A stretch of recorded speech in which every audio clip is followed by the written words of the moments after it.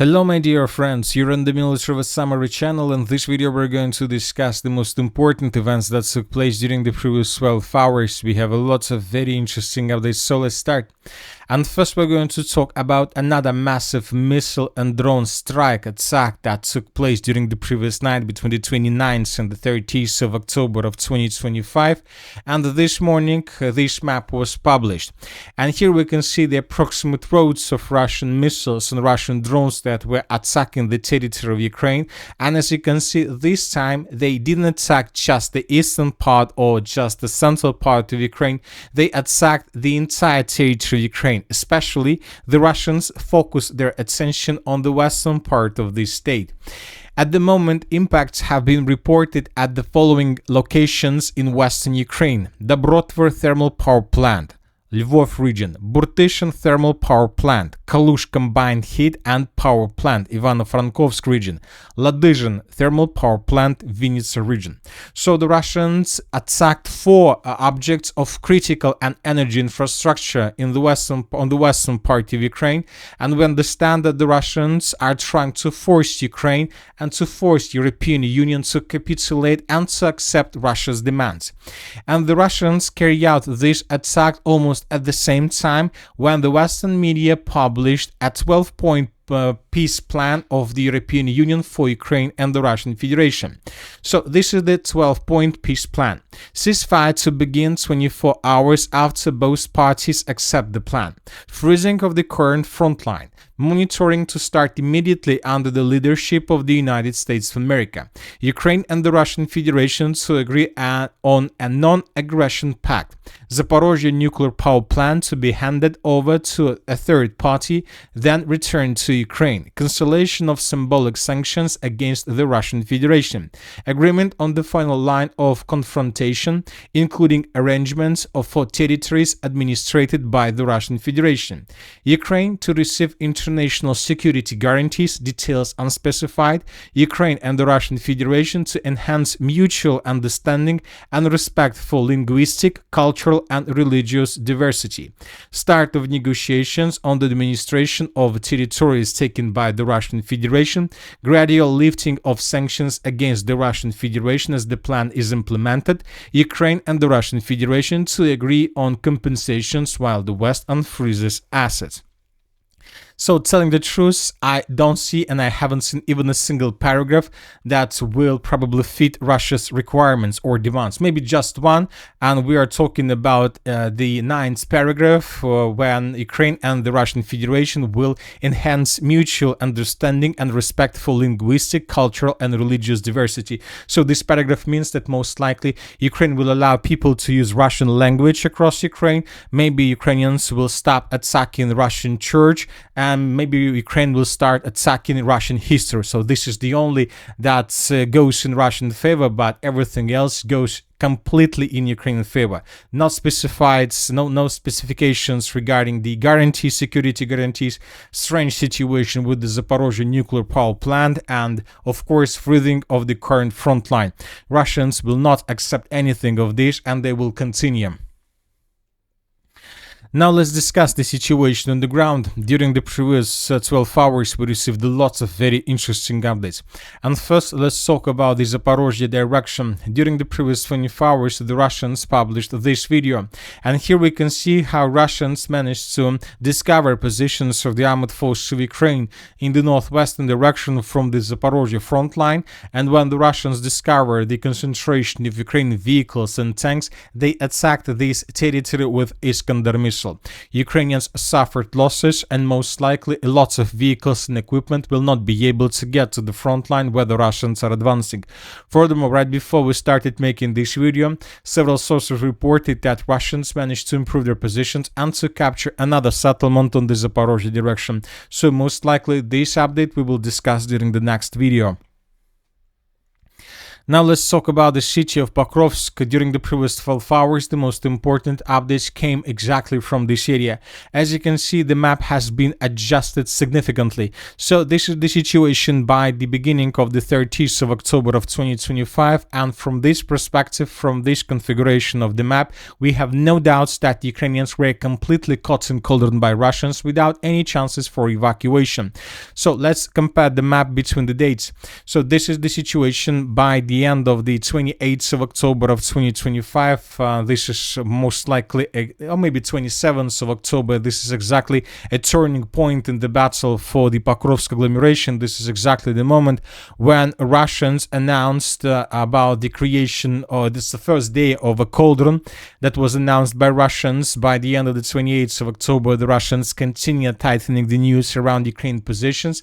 By the end of the 29th of October, we got first significant changes in the southern part and in the northern part of the city, and by the morning of the 30th of October of 2025, we have approximate situation on the ground which tell us that Ukrainians have no chances. As of the beginning of the 30th of October, it's very difficult to say how many Ukrainian soldiers are still there, but probably several thousands are there without any chances for evacuation. So now let's discuss everything in details, and first let's talk about the city of Mirnograd. And first let's discuss this video. This video this morning was published by pro-Ukrainian sources, and here we can see how Russian soldiers, at least in this episode, we can see 4 Russian soldiers that were moving between buildings, 1, 2, 3, and 4 Russian soldiers that were moving in the eastern part of the city of Mirnograd, probably under control of Ukrainian FPV drone. So this episode and this building was geolocated, and this is exactly the construction that the Russians answered. So Russians left this building, crossed the street, and answered this building. Based on this video, we came to the conclusion that everything further in the northeastern direction and in the eastern direction from this point was already captured by Russians. So based on this report, we have adjusted the map. This is the situation by the end of the 28th of October, and this is the situation by the beginning of the 30th of October of 2025. Now let's move further and let's discuss the situation in the city of Pokrovsk. Today we got, as you can see, we have adjusted the central part, the citadel, the territory along the railways. We came to this conclusion based on this video published by Ukrainian sources. And here we can see how Ukrainians were attacking this building. This is the building I'm talking about. So this building was attacked by Ukrainian units, by Ukrainian forces, and this is exactly the building. So this is it. So this is the building. This is the road that goes from the east in the western direction. This one, Dobropolskaya Street, and this is the Dobropolskaya Street on map.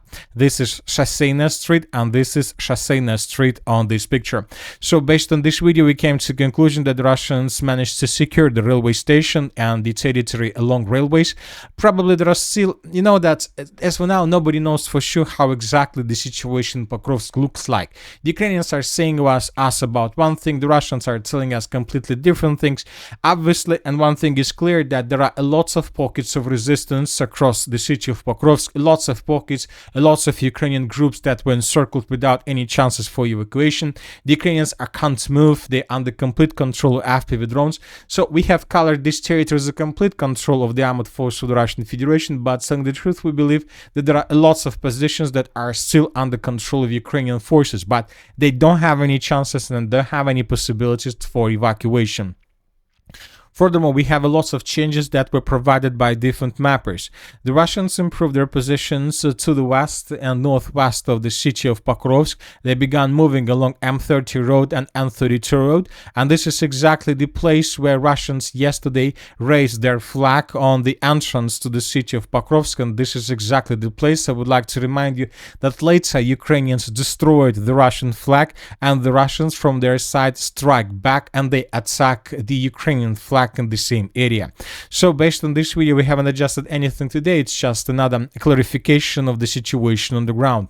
Furthermore, the Russians continue improving their positions in the northwestern part by taking more and more constructions and buildings along Ivana Mazepa Street. But all these updates are not so important. Even the progress on the ground around the settlement of Rih that was provided by neutral mappers and pro-Russian resources. Today, the most important updates are coming from the most northern part of the city of Pokrovsk. We're talking about the territory between the city of Rodinska along TO 515 road and the northern and the last Ukrainian citadel on the northern part of the city. So as you can see, today we have changes on the ground, and all these changes were provided by pro-Russian sources. So pro-Russian sources are saying that as a result of clashes, the Russians managed to answer the Zaporozhskaya Street. So this small part, the most northern part of the city of Pokrovsk, the Russians managed to capture this territory, and currently there are very heavy clashes. Furthermore, the sources are saying that Russians managed to improve their positions in the most northern part of the city around the last and the final city of Pokrovsk citadel. So the Russians captured these territories as well, or at least Russia's sabotage and reconnaissance group were recorded on these territories. And currently, if this information of course is correct, and if this information of course is truth, then the distance between edge positions of the armed force of the Russian Federation to the south of the settlement of Rodinska and in the northern part of the city of Pokrovsk is already 1 kilometer and 100 meters, which is obviously something impossible for Ukrainians to walk through or to break through. Ukrainians will not be able to go through these territories. They would be attacked by Russians, and they don't need drones anymore. They can do this with rifles, with mortars, and maybe with tanks, I don't know, but no chances for escape and for evacuation. Of course, we are waiting for additional updates. Today, the Minister of Defense of the Russian Federation will specify the situation on the ground. Most likely, they will provide us additional numbers. We expect that the settlement of Gnatovka would be secured by Russians completely. Maybe the Russians will tell us something about the city of Mirnograd. Furthermore, the sources are saying that Ukrainians were completely encircled without any complete chances for evacuation on the territory of the settlement by the name of Sukhoyar. The sources are saying that the units of the 25th Brigade of the Armored Forces of Ukraine were caught in Cauldron, and we understand that this is the most southern part of the Cauldron, of this pocket. They have no chances, and nobody most likely even talk about their evacuation or any attempts to allow them to leave their positions. So these soldiers will stay there most likely forever, or they will try to surrender, because the Russians proposed several days ago Ukrainians to accept the terms and to surrender, but I'm not sure that this is a very good idea for some Ukrainians. So the situation, as you can see, is very complicated. Anyway, let's wait and see what is going to be during the next days. But one thing is clear, that Pokrovsk will fall much faster than expected, much faster. Nobody talks about the end of November. This is going to happen within days, maybe by the end of October, or it's like 2 days left. Maybe by the end of the next week, the city of Pokrovsk would be captured by Russians completely. Furthermore, today we got report that Ukrainians brought additional reinforcements and reserves in the direction of the city of Pokrovsk. Zelensky ordered Syrsky to unblock the city and to release Ukrainian soldiers from that pocket, but Syrsky denied, and he refused, and he said that currently Ukraine doesn't have enough of reinforcements and reserves to carry out this offensive or counter-offensive operation.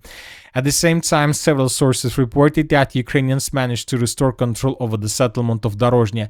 But we see that Ukrainians, despite the fact that they continue their counterattacks, they stopped, they slowed down, they haven't managed to, let's say, cut the northeastern flank. The Russians managed to stabilize the situation. Maybe the Russians were forced to retreat, but they managed to, let's say, stabilize the situation without any chances for Ukrainians to move further. So this is the situation in the Pokrovsk agglomeration, and we see that this battle is coming to the logical end. Now let's talk about the situation in the city of Siversk and around this area. During the previous 12 hours, we received lots of very important updates. The Russians, as you can see, managed to improve their position significantly to the south of the settlement. According to all these changes, the Russians are advancing right now in 3 directions. The first one on the line between Novoselovka and the city of Siversk. The second line along the railways from the settlement of Vyevka in the direction of Siversk. And the second direction is through the settlement of Zvanovka. So as you can see, we have confirmed and unconfirmed changes. When talking about unconfirmed changes, today several neutral mappers reported that Russians improved their positions to the west of the settlement of Novoselovka. The Russians are trying to shorten the distance to the southeastern and the eastern parts of the city of Siversk. Today, several Russian sources published this video, and here we can see the moment when Russians were moving along railways and how Russians were fighting with Ukrainians in this area. So based on this video, we have made small adjustments at this part. So this is the situation by the end of the 29th of October, and this is the situation by the beginning of the 30th of October. And the most important video is coming from the settlement of Zvanovka. Here we can see the video published by Ukrainian source, and here we can see how Ukrainians were attacking positions of the armored forces of the Russian Federation with FPV drones. Especially this moment is very important because this is exactly the building geolocated on the map that was attacked by Ukrainians. Based on this video, we came to the conclusion that Russians control already up to 20 or 25% of the settlement of Zvanovka, and the Russians continue advancing. Furthermore, several mappers reported that the Russians managed to improve their positions also along the river of Bakhmutka. So the Russians began their another offensive operation, this time in the direction of the city of Siversk. The situation is very difficult for Ukrainians. Most likely the Russians will create another Cauldron in this area, not in October, but probably by the end of November we're gonna start talking about the Siversk Cauldron. So right after the end of the Cauldron of Pokrovsk and the Cauldron of Kupiansk, Russians will begin the Cauldrons of Siversk and Liman. Anyway, let's wait and see what is going to be next, but it's very difficult to understand what the Ukrainians are going to do with this. Furthermore, the Western media today made lots of very interesting articles regarding the situation.